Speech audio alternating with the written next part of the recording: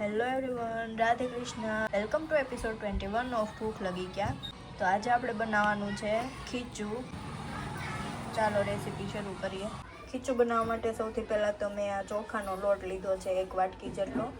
એની સામે આપણે 3 વાટકી જેટલું સેમ વાટકી લેવાની છે. 3 વાટકી જેટલું પાણી એડ કરવાનું છે. આ મેં આખું જીરું લીધું છે, મીઠું લીધું છે થોડું એવું, ને પાપડનો ખારો લીધો છે.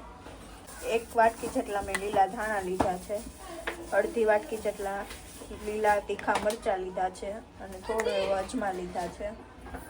તો ચાલો સ્ટાર્ટ કરીએ. તો સૌથી પહેલાં તો આપણે એક પેનમાં પાણી ગરમ થવા માટે મૂકી દેવાનું છે.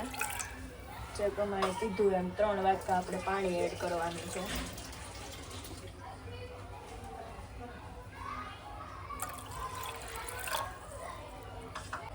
આપણું 3 વાટકા પાણી એડ થઈ ગયું છે. એને આપણે 5 થી 10 મિનિટ માટે આ રીતે ઢાંકીને મૂકી દેવાનું છે. પાણી બરોબર ગરમ થવા દેવાનું છે. જો આપણું પાણી એકદમ ઉકળી ગયું છે, હવે આપણે એમાં સૌથી પહેલાં તો આપણે અજમા એડ કરી દેવાના છે. ત્યારબાદ એમાં જીરું એડ કરવાનું છે, લીલા મરચાં એડ કરવાના છે, લીલા ધાણા પણ એડ કરી દેવાના છે.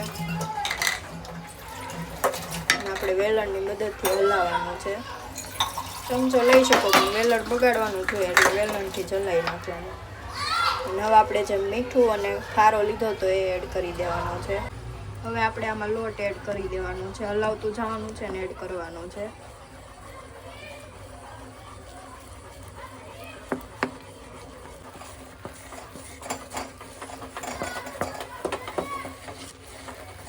આ રીતે બરોબર મિક્સ કરી દેવાનું છે.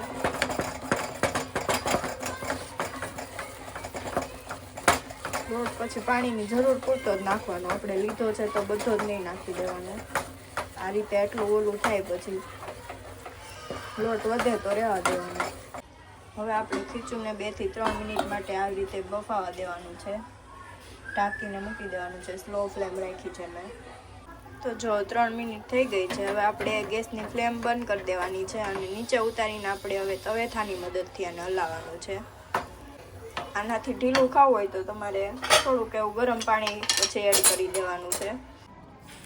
તો જો નીચે ઉતારીને આપણે આને આ રીતે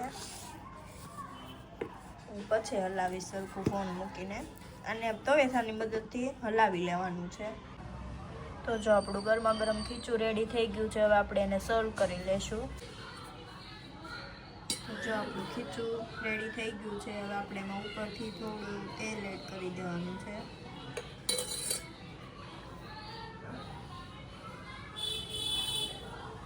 રેસીપી ગમી હોય તો લાઈક, શેર, કમેન્ટ અને સબસ્ક્રાઈબ કરવાનું ભૂલતા નહીં.